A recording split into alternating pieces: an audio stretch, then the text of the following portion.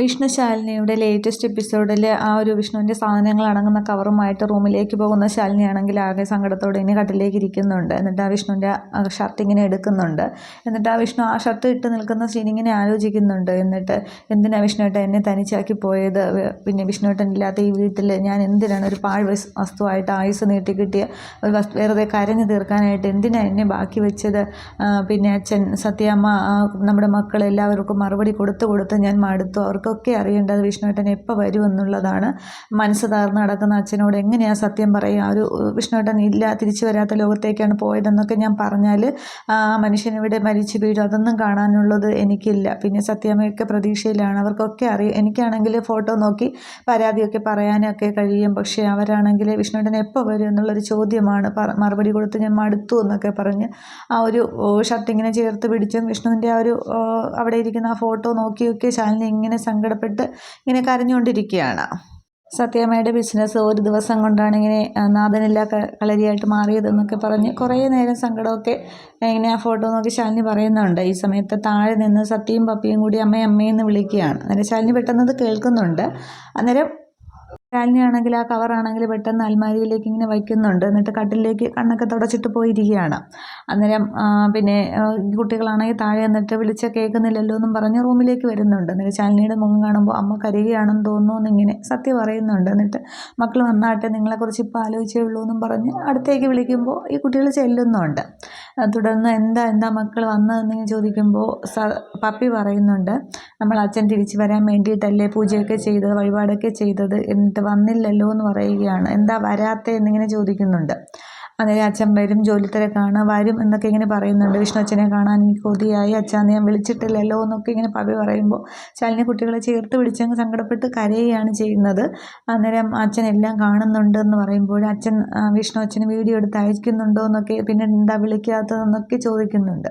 എന്നിട്ട് ജോലി തിരക്കാണ്, അത് കഴിയുമ്പോൾ വിളിക്കും, അമ്മയും വിളിക്കും, അപ്പോൾ അമ്മ പോവും, പക്ഷേ നിങ്ങൾ വരണ്ട, നിങ്ങൾ അച്ഛൻ്റെയും സത്യമ്മയുടെയും കൂടെ നിൽക്കണം, അച്ഛൻ്റെ ആഗ്രഹം പോലെ ഒരാൾ ഡോക്ടറും ഒരാൾ എഞ്ചിനീയറും ആവണം, സാധിച്ചു കൊടുക്കില്ലേ എന്നൊക്കെ ശാലിനിയും കരയുകയാണ്. അന്നേരം കുട്ടികളിങ്ങനെ സങ്കടം കാണുന്നുണ്ട്, ഒന്നും പറയാനും കഴിയുന്നില്ല. അന്നേരം പപ്പി സത്യം പറയുന്നുണ്ട്, ഞാൻ ഡോക്ടറാവാം, പപ്പി എഞ്ചിനീയർ ആവും എന്ന് പറയും. അന്നേരം ആ ശരി എന്നൊക്കെ അവർ സമ്മതിക്കുന്നുണ്ട്. അച്ഛൻ്റെ ആഗ്രഹം മക്കളല്ലേ സാധിച്ചു കൊടുക്കേണ്ടതെന്നൊക്കെ പറയുമ്പോൾ ഈ കുട്ടികളെ ചേർത്ത് പിടിച്ച് ശാലിനി അങ്ങ് കരയുകയാണ്. വിഷ്ണുവേട്ടൻ തിരിച്ചു വരാത്ത ലോകത്തേക്ക് പോയി എന്ന് ഞാൻ എങ്ങനെ പറയും എന്നൊക്കെ ഇങ്ങനെ സങ്കടപ്പെട്ട് പറയുന്നു. കുട്ടികളങ്ങ് അനങ്ങാതെ നിൽക്കുകയാണ്.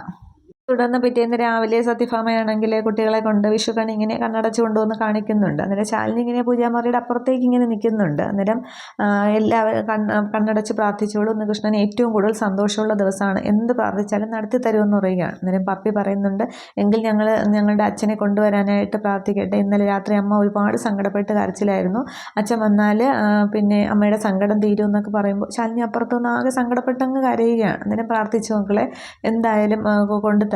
കഴിഞ്ഞ വിഷുവിന് പിന്നെ വിഷ്ണു ആയിരുന്നു കണി ഒരുക്കിയതും എല്ലാത്തിനും മുന്നിൽ നിന്നത്, അപ്പോൾ ഇത്തവണയും അവൻ വരും, നിങ്ങൾ പ്രാർത്ഥിച്ചോ എന്ന് പറയുകയാണ്. തുടർന്ന് ഈ കുട്ടികളും നിന്ന് പ്രാർത്ഥിക്കുന്നുണ്ട്, സത്യഭാമയും പ്രാർത്ഥിക്കുകയാണ്. ഈ സമയത്ത് ശാലിനി അങ്ങോട്ടത്തേക്ക് വരുന്നുണ്ട്. അന്നേരം ഈ സത്യം പപ്പിയും പറയുന്നുണ്ട്, ഞങ്ങൾ അച്ഛനെ കൊണ്ടുവരാനായിട്ട് പ്രാർത്ഥിച്ചിട്ടുണ്ട്, അപ്പോൾ കൃഷ്ണൻ ഏറ്റു എന്നൊക്കെ ഇങ്ങനെ പപ്പി പറയുന്നുണ്ട്. അമ്മയും പ്രാർത്ഥിക്കുക എന്ന് പറയുകയാണ്. അന്നേരം ശാലിനി ഇങ്ങനെ തൊഴുത് നിൽക്കുന്നുണ്ട്. എന്നിട്ട് ശാലിനി ഇങ്ങനെ മനസ്സിൽ പറയുകയാണ്, പിന്നെ അച്ഛനെ പ്രതീക്ഷിച്ചിരുന്ന മക്കളോട് ഞാൻ എങ്ങനെയാണ് പറയുക, അച്ഛൻ ഇവിടെ വരില്ല എന്നുള്ളതും ഈ പൂജയും വഴിപാടും ഒക്കെ ആയിട്ട് നടത്തുന്ന ഈ അമ്മയോട് ഞാൻ എങ്ങനെയാണ് പറയുക, കണ്ണാ എനിക്കൊരു മറുപടി എന്നൊക്കെ പറഞ്ഞ് ശാലിനി ഇങ്ങനെ തൊഴുത് നിൽക്കുമ്പോൾ സത്യയും പപ്പിയും പറയുന്നുണ്ട്, അമ്മേ പറയുമെന്ന് പറയുകയാണ്. അന്നേരം ഞാൻ മനസ്സിൽ പറയുന്നുണ്ട് എന്നിങ്ങനെ ശാലിനി പറഞ്ഞ് സ്വയം ആശ്വസിക്കുകയാണ്. പക്ഷേ ശാലിനിയുടെ കണ്ണൊക്കെ ഇങ്ങനെ നിറഞ്ഞു വരുന്നുണ്ട്. അതിനുശേഷം സത്യഭാമ പറയുന്നുണ്ട്, പിന്നെ കഴിഞ്ഞ വിഷുവിന് അവനുണ്ടായിരുന്നു, പക്ഷേ ഇത്തവണ ബുദ്ധിദോഷം കൊണ്ട് അവനെവിടെ മാറി നിൽക്കുകയാണ്, മനസ്സ് മാറി ഇങ്ങോട്ട് വരാനായിട്ട് ഞാൻ പ്രാർത്ഥിക്കാം, നിങ്ങളും പ്രാർത്ഥിക്കുക എന്നൊക്കെ കുട്ടികളോട് പറയുന്നുണ്ട്. അതിനുശേഷം സത്യഭാമ ഇങ്ങനെ കൈനീട്ടം എടുക്കുന്നുണ്ട്. എന്നിട്ട് ശാലിനിയോട് പറയുകയാണ്, വിഷ്ണു സ്ഥലത്തില്ലാത്തത് കൊണ്ട് കണിയൊരുക്കലൊന്നും വേണ്ടാന്ന് വിചാരിച്ചതാണ്, പിന്നെ പിള്ളയാണ് പറഞ്ഞത്, കൃഷ്ണനെ പ്രീതിപ്പെടുത്തിയാൽ ചിലപ്പോൾ വിഷ്ണുവിൻ്റെ മനസ്സ് മാറി വന്നാലോ, അതുകൊണ്ട് ചടങ്ങുകളൊക്കെ നടക്കട്ടെ എന്ന് പറഞ്ഞിട്ട് സത്യയ്ക്കും പപ്പിക്കും ഇങ്ങനെ കൈനീട്ടം കൊടുക്കുന്നുണ്ട്. എന്നിട്ട് ഈ വർഷത്തെ ആദ്യത്തെ കൈവശം വരുന്ന ധനമാണ്, സമ്പത്തും ഐശ്വര്യവും ഒക്കെ ഉണ്ടാവട്ടെ എന്ന് പറഞ്ഞ് കുട്ടികളുടെ തലയിലേക്ക് ഇങ്ങനെ തല ഓടുന്നുണ്ട്. എന്നിട്ട് കുട്ടികളോടും പ്രാർത്ഥിക്കും, അതേപോലെ കുട്ടികൾ വീണ്ടും പ്രാർത്ഥിക്കുന്നുണ്ട്. അതിനുശേഷം സത്യഭാമ ശാലിനിയുടെ കയ്യിലേക്ക് ഇങ്ങനെ വെച്ച് കൊടുക്കുന്നുണ്ട്. എന്നിട്ട് പറയുന്നുണ്ട് അവൻ്റെ മനസ്സ് മാറി അവൻ ഇങ്ങോട്ടത്തേക്ക് വരും മോളെ എന്ന് പറയുകയാണ്. അന്നേരം അത് വാങ്ങിക്കുന്ന ശാലിനിക്ക് ആകപ്പാടെ സങ്കടം വന്ന് ശാലിനി അങ്ങ് സത്യഭാമയുടെ തോളിലേക്ക് അങ്ങ് ചാഞ്ഞ് കരയുകയാണ്. എന്നിട്ട് എന്താ മോളെ ഇത് നല്ലൊരു ദിവസമായിട്ട് അവൻ വരും എന്ന് പറയുകയാണ്. അന്നേരം കഴിഞ്ഞ വിഷുവിനെ കൈനീട്ടം വാങ്ങിക്കാനായിട്ട് വിഷ്ണുട്ടൻ എൻ്റെ അടുത്തുണ്ടായിരുന്നു, പക്ഷേ ഇപ്പോൾ എന്നും പറഞ്ഞ് കരയുമ്പോൾ അവൻ്റെ മനസ്സ് മാറി അവൻ വരും, കണ്ണൻ സാധിച്ചു തരാനായിട്ട് തരാത്തതായിട്ടൊന്നുമില്ല, അതേ കണ്ടില്ലേ ഞാൻ അവന് വേണ്ടി വിഷു കൈനീട്ടം വച്ചിട്ടുണ്ട്, അവനല്ലാതെ പിന്നെ ആരാണ് വാങ്ങിക്കുന്നത്, കണ്ണൻ അവനെ കൊണ്ടുവരിക തന്നെ ചെയ്യും എന്ന് പറഞ്ഞിട്ട് വേറെ പൈസ എടുത്ത് നോട്ടെടുത്ത് കാണിക്കുന്നുണ്ട്. എന്നിട്ട് അത് അവിടത്തേക്ക് തന്നെ വയ്ക്കുന്നുണ്ട്. എന്നിട്ട് ഇങ്ങനെ തൊഴിൽ നിൽക്കുകയാണ്. എന്നിട്ട് ശാലിനി കുഞ്ഞുങ്ങളെയും തൊഴിൽ നിൽക്കുന്ന ഭാമയൊക്കെ നോക്കി ആകെ അങ്ങ് സങ്കടപ്പെട്ട് കരയുകയാണ്. ഈ സമയത്താണെങ്കിൽ ശിവനാണെങ്കിൽ പിള്ളയെ ഇങ്ങനെ രാഘവൻ നായരെ ഇങ്ങനെ കണ്ണു പൊത്തിക്കൊണ്ട് വരുന്നുണ്ട്. കണി കാണാൻ ആൾ വരുന്നുണ്ടേ മാറിക്കോ എന്നൊക്കെ പറഞ്ഞ് അച്ഛൻ ഇങ്ങോട്ട് നടന്നേ പെട്ടെന്ന് ആട്ടെ, ഞാൻ അവിടെ ചെന്നിട്ടേ കണ്ണ് തുറക്കാവൂ എന്നൊക്കെ ഇങ്ങനെ പറഞ്ഞ് പിള്ളയും കൂടെ ഉണ്ട്. പക്ഷേ ഇത് കാണുമ്പോൾ ശാലിനിക്ക് ആകപ്പാട് ദേഷ്യം വരുന്നുണ്ട്. ശാലിനി അങ്ങോട്ട് മാറി നിൽക്കുകയാണ്.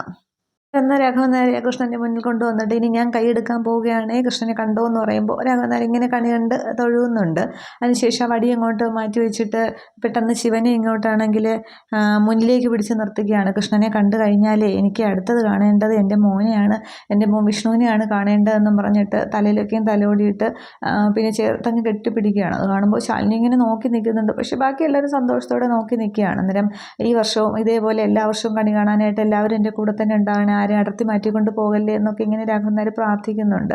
അന്നേരം രാഘവൻ നായരുടെ സ്നേഹം കാണുമ്പോൾ ശിവനാകപ്പാട് സങ്കടമൊക്കെ വരുന്നുണ്ട്. ശാലിനി ഇങ്ങനെ പക്ഷേ ദേഷ്യത്തോടെ നോക്കി നിൽക്കുകയാണ്. അതിന് ശേഷമാണെങ്കിൽ മക്കളെന്താ ഇങ്ങനെ മാറി നിൽക്കുന്നത്, ഇങ്ങോട്ട് വന്നാട്ടെ എന്നും പറഞ്ഞ് ശിവനാണെങ്കിൽ സത്യയും പപ്പിയും വിളിക്കുന്നുണ്ട്. ഇത് അങ്കിളിൻ്റെ കൈനീട്ടം എന്നും പറഞ്ഞ് രണ്ടുപേരുടെയും കയ്യിലെ കൈനീട്ടം വെച്ച് കൊടുക്കുമ്പോൾ രണ്ടുപേരും ഇങ്ങനെ മാറി മാറി മുത്തം കൊടുക്കുകയാണ് ശിവന്.